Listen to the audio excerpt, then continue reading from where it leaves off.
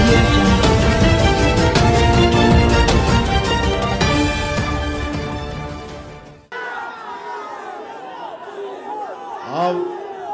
Telugu Desam party తరఫున నిలబడ్డ ఎమ్మెల్యేలని కానీ ఎంపీలని కానీ మీరు మద్దతు ఇవ్వండి, వారిని గెలిపిద్దాం.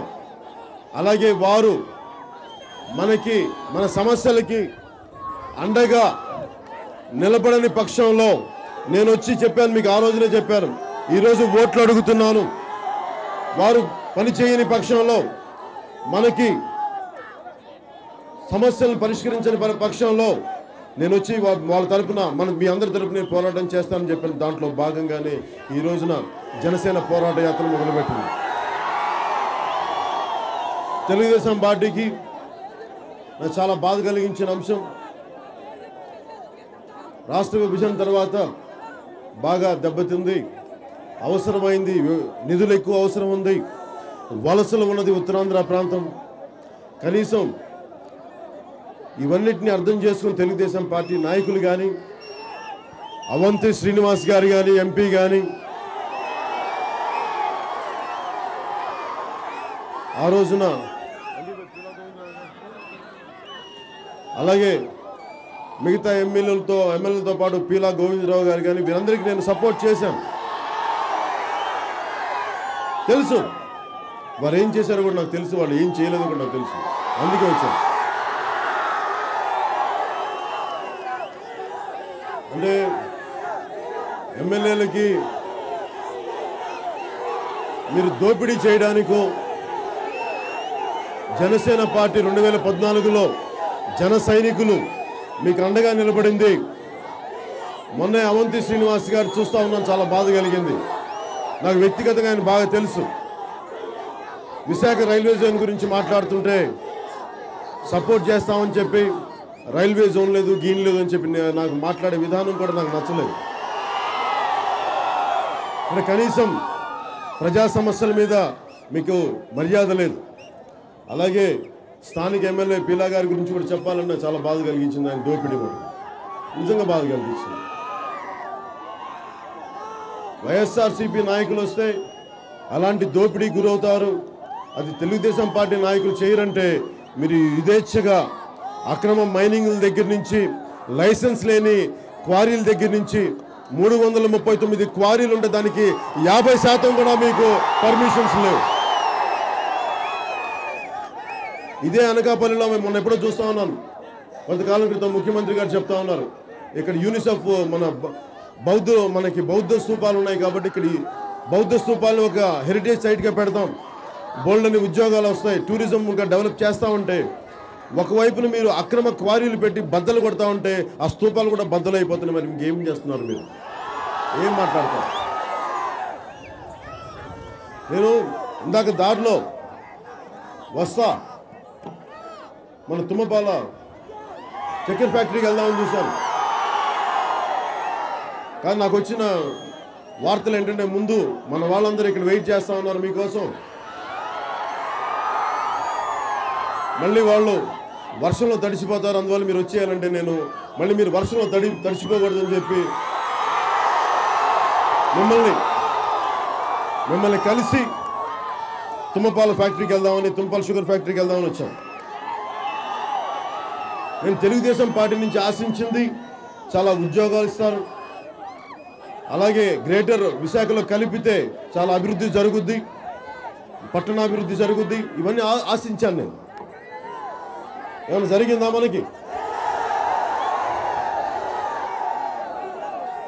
నేను నిన్న విజయనగరం సభలో కూడా చెప్పాను, ఎందుకు మీరు ఎందుకు జనసేన పార్టీని తొందరగా నిర్మించలేదంటే, మీరు అర్థం చేసుకోవాల్సింది ఏంటంటే, నేను ప్రజారాజ్యం పార్టీలో కూడా నేను ఉన్నాను కాబట్టి నాకు పార్టీ దెబ్బతింటుంది, ఎలా దెబ్బతింటుందో కూడా చాలా అవగాహన ఉన్నవాడిని.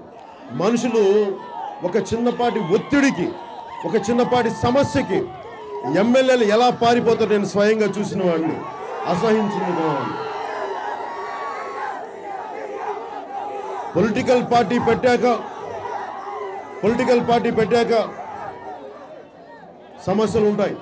ఒత్తిళ్లు తీసుకోవాలి, ఓటములు తీసుకోవాలి, దెబ్బలు తీసుకోవాలి, ఎదురు తిరగాలి, కొదమ సింహాల్లా పోరాడాలి. భయపడితే కుదరదు, పారిపోతే కుదరదు.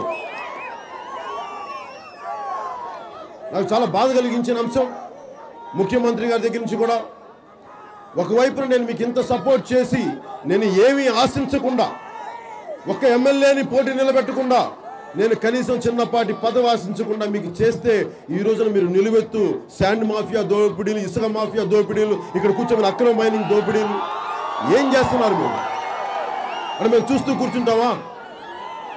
నేను రాష్ట్ర శ్రేయస్సు కోసం, ప్రజల శ్రేయస్సు కోసం నాకు జీవితాన్ని ఇచ్చిన అన్నయ్యతో కూడా నేను విభేదించి బయటకు వచ్చిన వాడిని.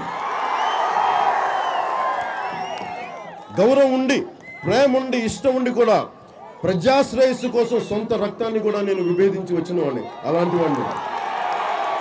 అలాంటిది అంతమందిని విభేదించి మీరు ముఖ్యమంత్రి గారిని ఒకటే అడుగుతున్నారు, మీ అబ్బాయి చేసే దోపిడీని మీరు ఆపలేరు, మీ అబ్బాయి చేసే మీ ఇంట్లోని మీ వాళ్ళని ఆపుకోలేరు, మళ్ళీ ఏంటో గొడవలు వస్తాయి. అలాంటిది ఏది నిజాయితీగా నిలబడ్డ మా అన్నయ్యని కాదని చెప్పి ప్రజాశ్రేయస్సు వచ్చి తెలుగుదేశం పార్టీకి నేను అండగా నిలబడితే మీరు మాకు ఇచ్చింది ఏంటి?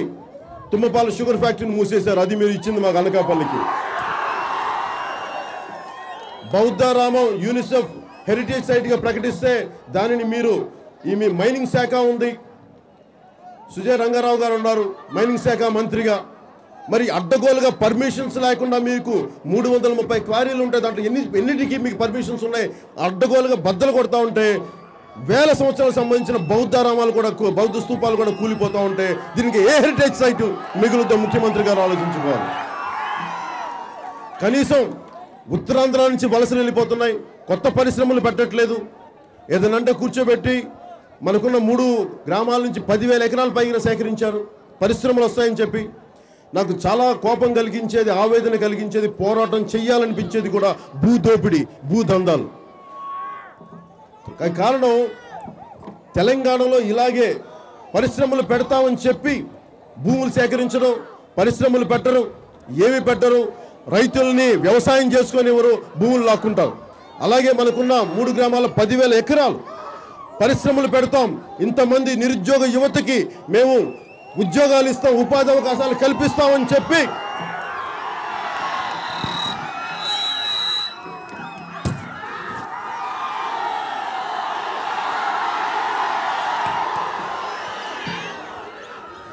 ఉపాధి అవకాశం కల్పిస్తామని చెప్పి 10,000 ఎకరాలు సేకరించి, అది ప్రభుత్వం దళితులకి, వెనుకబడ్డ వర్గాల వారికి భూములు ఇస్తే మళ్ళీ ఆ భూములని వాళ్ళు వ్యవసాయం చేసుకోనివ్వకుండా పచ్చని పొలాలుండి పచ్చని చెట్టున్న చోటని మళ్ళీ లాక్కొని 10,000 ఎకరాలు సేకరించి ఈ రోజున మళ్ళీ రియల్ ఎస్టేట్కి మళ్ళీ ముక్కలు అమ్ముకోవటం. ఇది ఎవడ భూసం? మీ ఇష్టాన్ని చేసుకుంటే చూస్తూ కూర్చుంటామా? ఇది తెలుగుదేశం. ఏంటండి, వీడియో నచ్చిందా? అయితే ఓ లైక్ వేసుకోండి, లేదంటే ఓ కామెంట్ చేయండి. ఎప్పటికప్పుడు మా వీడియోస్ చూడాలంటే సబ్స్క్రైబ్ చేసుకోండి.